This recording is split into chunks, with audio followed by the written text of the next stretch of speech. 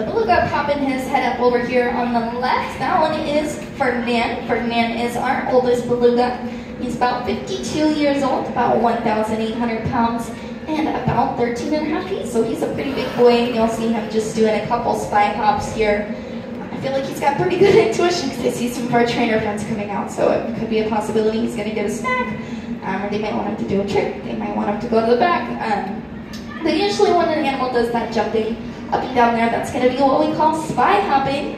And it doesn't really do him anything like very purposeful in here because he doesn't have any predators in here. But out in the real wild Arctic, these guys do have predators. And these guys, they're not super aggressive, so it's important that these guys are kind of staying aware of their surroundings so that these guys can stay protected. And so when they do a spy hop, they're really just going to kind of be looking over the water there to see if they could specifically spot out like a orca dorsal fin or a polar bear, as those are their main predators. So just kind of getting ahead of it there will help these guys stay protected. Now over on the left, again, that one is Ferdinand. He's about 52 years old, about 1,800 pounds and about 13 and a half feet. And then swimming back on up to the ice here, we have Klondike. Klondike is going to be on that right-hand side. Klondike is our youngest beluga, so he's about 20 years old, about 2,000 pounds, and also about 13 and a half feet. And on the far side, giving you guys a really, really cute smile, that one is going to be Alua. Alua is our female beluga. She is about 38 years old, about 1,300 pounds, and about 10 and a half feet. So she's a lot smaller than our two boys that you can see here on the left. Now, since these guys are coming in from anywhere about 1,300 to 2,000 pounds, these guys still got to eat quite a bit to maintain that body weight, right?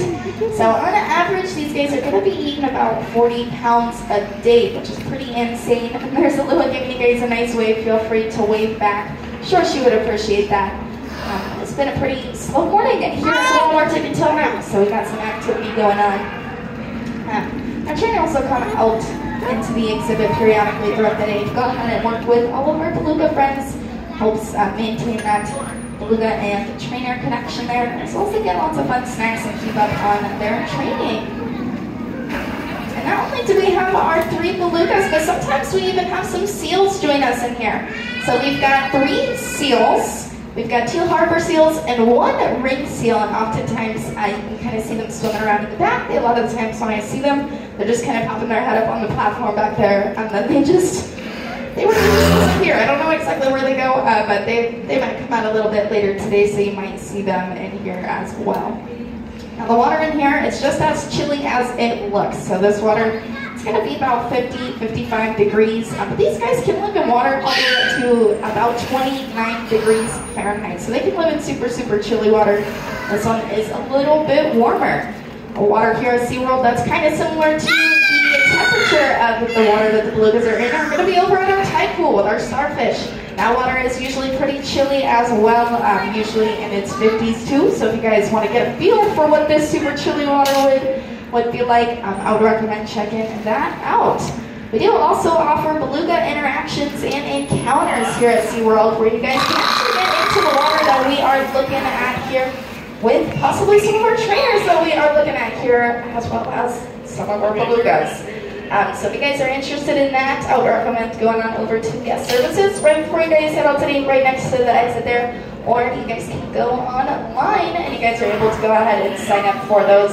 We offer them for a very, very, very large variety of our animals. I was talking to multiple guests today and they thought I only did it for the belugas and the dolphins, but we offer them for, I want to say, majority of our animals. So definitely feel free to check that out. And not only do we have the belugas here at the Wild Arctic, but down the path we've also got an underwater viewing for this. We've got our walruses, and we have got our otters. So we've got lots of fun friends here. Definitely, if you guys have any questions, please feel free to let me know. Again, my name is Carly. I'm here with our Education and Conservation Department.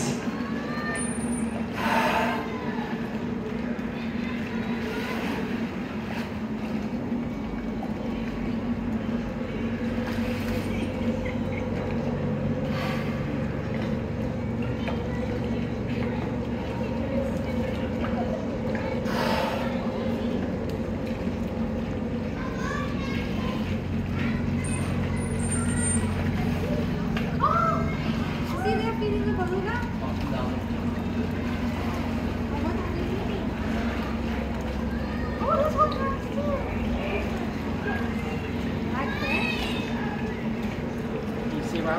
jump on my shoulder.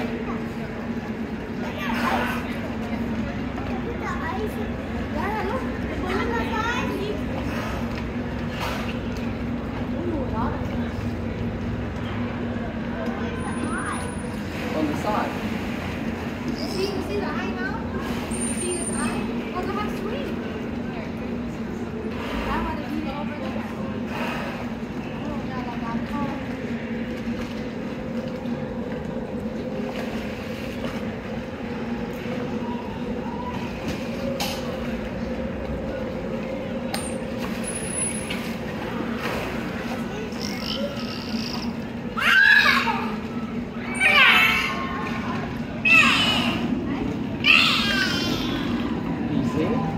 Come down. That's cold.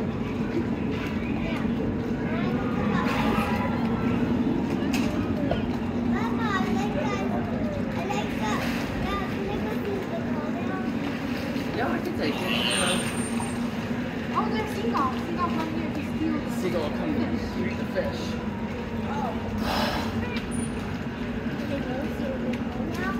Yeah, let's go. I'll take you. We can watch. I'll take you.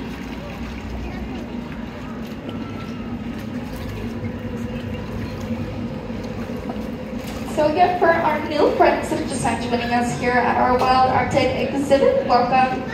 Beluga is closest to us, about to get some super fun snacks. This one is our oldest beluga. So this is Ferdinand. Ferdinand is about 52 years old, about 1,800 pounds, and about 13 feet. So here he is getting some of those super fun snacks. On average, these guys are going to be eating about 40 pounds a day. And obviously, we're not going to feed them all 40 pounds at once. So our trainers are going to come out periodically throughout the day to go ahead and give these guys all of their super, super fun foods. You guys can kind of see here on Ferdinand, and a little bit even on Klondike over there on the right, that these guys have a little bit of that gray coloring on them.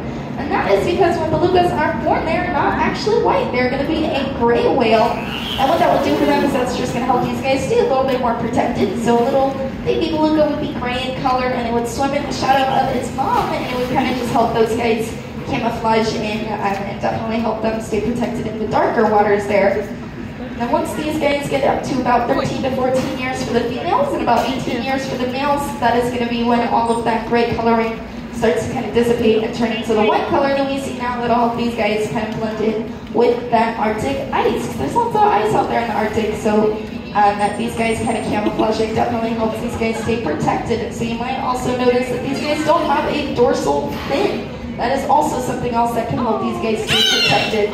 So if the beluga friend is just resting at the top of the water with its blowhole exposed, that it can still breathe while it rests, not having that dorsal fin sticking out of the water could just make a predator think that it's a big chunk of ice, as again, there's lots of ice out there, so it'll help those guys stay protected in that sense.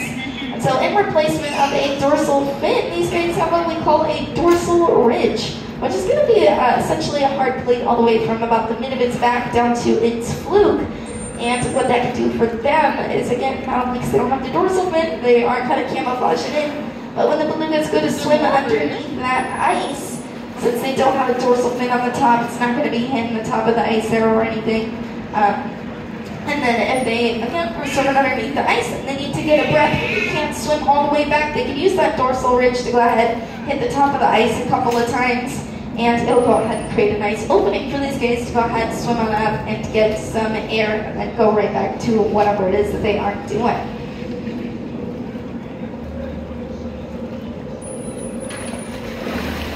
You can also hear that our trainers are going and using that super, super high-pitched whistle.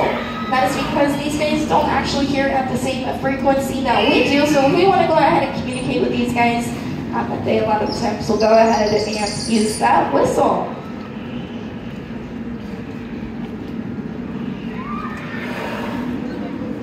You can also hear throughout all of this that they make lots of super, super silly noises, that they're making all sorts of different ones. A lot of the times, belugas are called the canaries of the sea because they have over 50 different recorded sounds that these guys can go ahead and create, and they'll go ahead and make those sounds with their melon, which is going to be right in front of their blowhole there.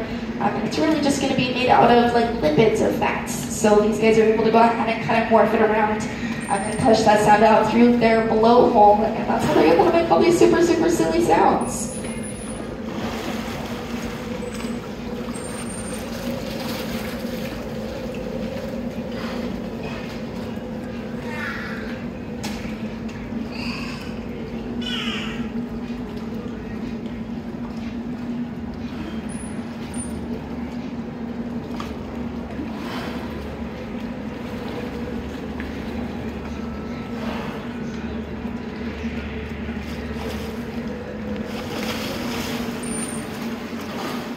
Now it's like just saying hello again. That one is going to be our youngest beluga over on the right side, working with our trainer there. And he is our youngest, so he's about 20 years old, about 2,000 pounds, and about 13 and a half feet. So both of our males are over here on the left-hand side, and they both are about 13 and a half feet long, but Klondike Bloom is now swimming on a lake. He is about 200 pounds more.